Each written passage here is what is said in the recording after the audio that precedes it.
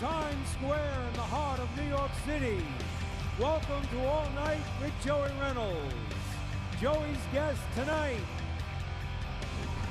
comedian actor Stephen Scott.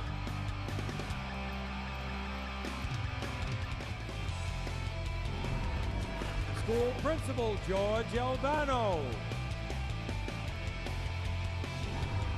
Movie critic Neil Rosen. Comedy writer and producer Jeffrey Gurian.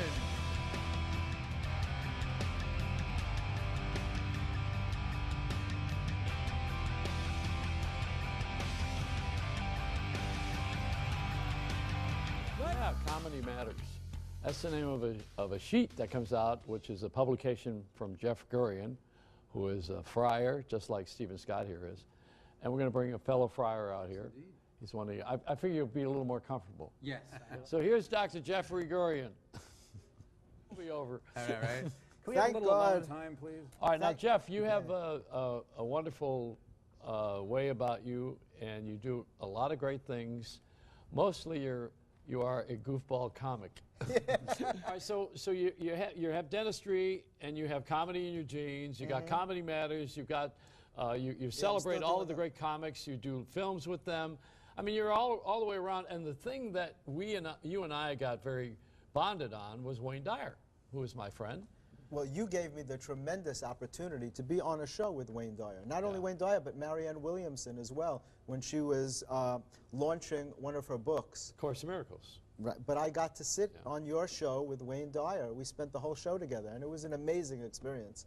And he and I have kept in touch ever since. He's just a fantastic guy. I was able to share thoughts with him about healing and consciousness, you know. And your real work, which is to help people who stutter. Yeah, that's my great love. Having had The Stammering, which is the film that is now The King's Speech, I want to bring Neil Rosen out here, because Neil is a movie critic, as you know. Right. And we got a lot of time to talk, you know. That's a good thing. Good. Now, Neil, to you for a second, because you got the Academy Awards coming up, and Jeff Gurian works with stammerers. Did you know that? Yes, I did, actually. We were talking in the green room beforehand. He used to stutter. Very badly, as a You were matter a of bad fact. stutterer. I couldn't even say my name. As King George VI in the King's Speech? He stuttered in a different way. I was a blocker very often. I couldn't get any words out at all. I certainly couldn't say Gurian. Most stutterers have a hard time saying their own names. My feeling is that because your name is your identity, and if you're not comfortable with who you are, then you can't really tell people. It's an interesting thing that stutterers have a really hard time with their own names. I went to many speech therapies. No one was able to help me. And I realized something that was very important, that most stutterers don't stutter when they're alone. I realized that I could go into a room by myself and I could say all the things that I wanted to say to someone else in the without King's stuttering. Speech. They put the headphones on him, and Jeffrey Rush's character was Right. like, and he was like reading like Shakespearean. If you block your iambic voice, pentameter. there was a lot of great things in that movie. I am so happy. You know, I don't see a lot of films, but I went to see that specifically because of that. Well, I It's interviewed a great Colin message. Firth, and I said, "How did?" And he goes, "There's tons of recordings. I mean, you know, King George, who he was playing, it wasn't like, you know, in the 1800s. I mean, you know, those speeches were filmed, and there are many audio recordings. So, you know, he is a great actor. He so did he a kind of fabulous emulated job. what, you know, what you said. I felt nervous. Well, he will win. He will win the. I would he's won hope every so. other. As a non-stutterer, when you guys saw the film, what did you think of Colin Firth's performance? I Did thought he it was feel great. like he was really Yes, stuttering? absolutely. Because If it I'm made gonna me be- nervous. I'm gonna to be be down- honest. And it was interesting. Jeff, I was listening to your story, and you're going to have to answer this for me. Okay. But we had a little child that was talking about where the parents wanted him to use his right hand, but he was a lefty. And I did some research, and they said quite often when you try to force a behavior on a child, That's an old theory. that can lead to Stuttering. stuttering. It's interesting. And also, in my case, because I was switched to attention deficit, Yes. and also, and dysgraphia. And My dyslexia. understanding of that was that it was disproved as a theory. It was an early theory that if you switched, that it would cause stuttering. To me, stuttering is like a bad habit. Most stutterers don't start stuttering till they're about 5 or 6 years old. But you start speaking when you're about 2 years old. So you've already been speaking okay, and then something occurs in your life, and no one does it on a conscious level, because a child is not going to say, I think I should start stuttering. But there are only certain habits that a person can acquire due to stress You know, you can bite your nails, you could twist your hair, you Or can tap nervously. altering a behavior. Right, altering of behavior. There are only certain things that a human being can do. No one has a habit that no one else has. So about 3 million people in this country, they stutter as a result, I feel, it's as a result of some stress that's in your life, and that's how it gets translated. Whether it's, I mean, for me personally, I think that it was a lack of confidence, a lack of self-esteem. When I was in college, I forced myself to run for president of the freshman class, and I couldn't say my name. I had to get other students to introduce me. And I told myself if I could win this election, I wouldn't have to stutter anymore, because I had a feeling it had to do with how I felt about myself, because I had already figured out that I didn't stutter when I was alone. I only stuttered when I was trying to talk to somebody. I won the election, and I still stuttered, and it was a great lesson for me, because it taught me that outside validation doesn't work in this life. It doesn't matter how many people tell you you're wonderful and talented and fabulous. It matters how you feel about yourself. And I took about the next 3 years to work on myself, and I took my mind apart. I examined all my thoughts, and I found the thoughts that were not valid for me. Because if you start stuttering when you're 5 or 6 years old, that's a choice that you make with a 6-year-old mind. It's no longer valid when you're 25 or 30.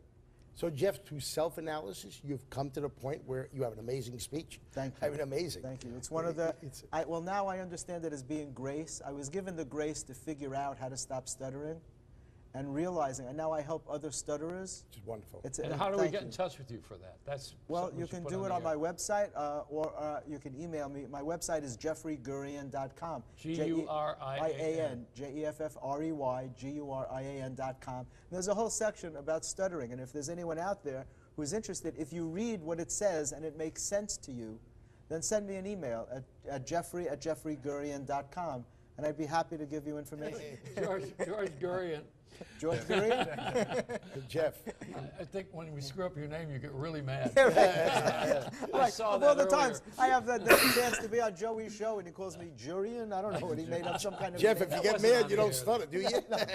But that's interesting. Stutterers don't stutter when they yell at you. If you can get them to yell, they hold all their emotions in. But if you can make them yell, like in that movie, Yeah, he that's had him interesting. I was curse. just thinking of that in the King's speech. Because in the when he moment was that you're yelling, he was not, in the moment that you're yelling, you have confidence. You know you're right, and you're willing to express your point of view. Stutterers hold back. You know, they don't like to say what they think. They try and shrink to make others feel better about themselves. Most stutterers are very creative, very talented people, and it's really a shame. And our media makes fun of stuttering all the time. And I cringe when I hear it. Yeah, it's like making fun of someone who's crippled with a disability of some kind. But you have that very elegant jacket, and you're Thank wearing you. It's fun. jeans. Clothing should be fun. It is Don't you fun. think? I dressed up a little bit tonight. Clothing should make you happy, and the people who see it, it should make them happy. Well, we have a suspicious occasion here because the Kings. A suspicious or an auspicious? It's suspicious. Suspicious. Because we knew it was going to win. The King's speech was going to win. But you and I I have have a been feeling. talking about stuttering for years. For years. And yeah. you are an expert because you were a stutterer. And every time I brought you on the show, we would get off of comedy, off of your dental teaching at NYU, and the Friar stuff. We've been through a lot of we things. talk about all kinds of stuff, but you're always kind enough to talk about stuttering because that's one of my great loves, to be able to talk about that. And we predicted when I was on last time, when they were talking about the Oscars, we had a feeling that the King's speech was going to win. Yeah, and the subject matter, last night was the best thing on the Oscar, I think, just about. There were a couple of highlights, and that was one of them.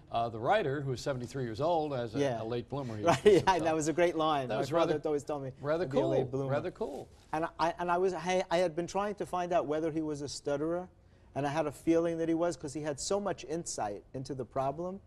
So it was great to see that he was, and it carried a bigger message than just stuttering. It's about overcoming obstacles in your life.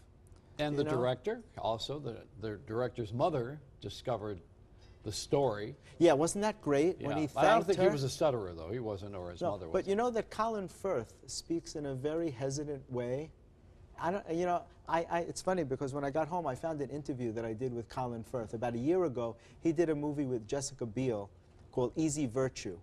Yeah. And I was able to interview him. I write this column, Comedy Matters, which you're in today. The new issue just came out. And I get to review movies before they come out. And I got to meet him. what a nice guy. But it's interesting that he has a speech pattern where he hesitates a lot when he speaks. And it made me wonder whether he had any of that in his past. But he imitated a stutterer so well that you would really think that he had the problem. And he didn't overdo it. No, he didn't overdo it. No, it was, I mean, he studied the tapes. I understand that there were a lot of tapes of King George, so he was able to listen to how he spoke, and I guess he copied that pattern. You know, because there's a lot of different kinds of stuttering. When I stuttered badly, I was a blocker. I couldn't get anything out sometimes. I'll never forget being, you know, I think it was in high school, and I got called on, and I stood up, and absolutely nothing came out. And I just felt the redness come over me, like the blushing, the humiliation. I could feel it like it was yesterday. And people joke about stuttering all the time. You know, comedians make fun of it. They make fun of it in movies. And yet they wouldn't think of making fun of other disabilities. But for some reason, people think stuttering is funny. And it's a horrible, it's a horrible thing to live with. I'm sorry, I don't mean to stop you there. But you know, don't forget, we use it for comedy too. We've made it funny in not finishing words and sentences. And there are some comic techniques. You know, Bill Cosby, not Bill Cosby, Norm Crosby. Norm Crosby. Yeah, I mean, he plays with words. Well, yeah, he mispronounces. And he gives you words that don't exist. And right, yeah, which is hysterical. It's language. I mean, you know, some people, because we have comedy out of it sometimes. Mel, tell us. Well, he was a great example, but he used his stuttering. You know, stutterers don't stutter when they sing.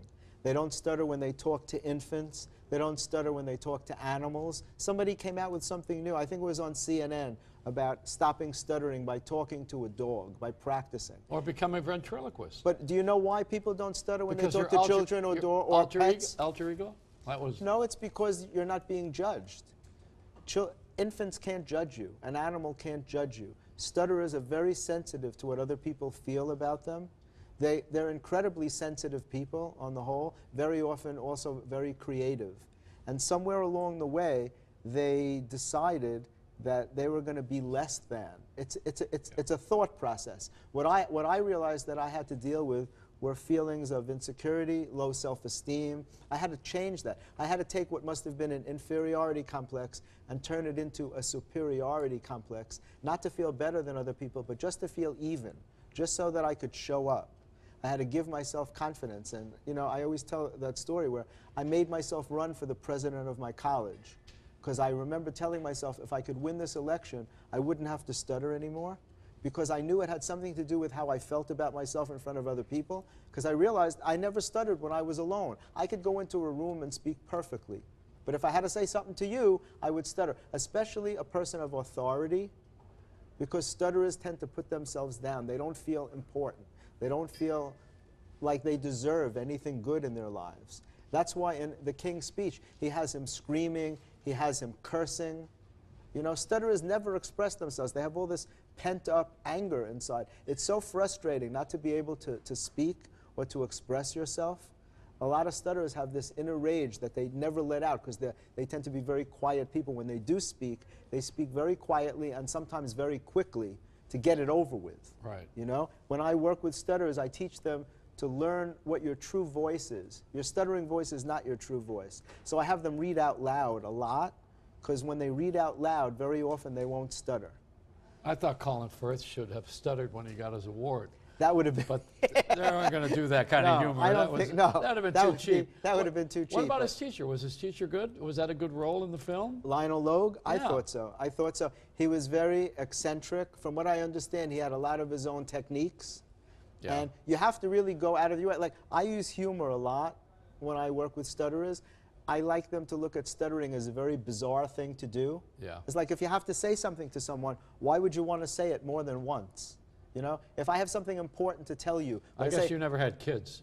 oh, I got kids. You have to say everything more than once. once. Yeah, that's true. That's.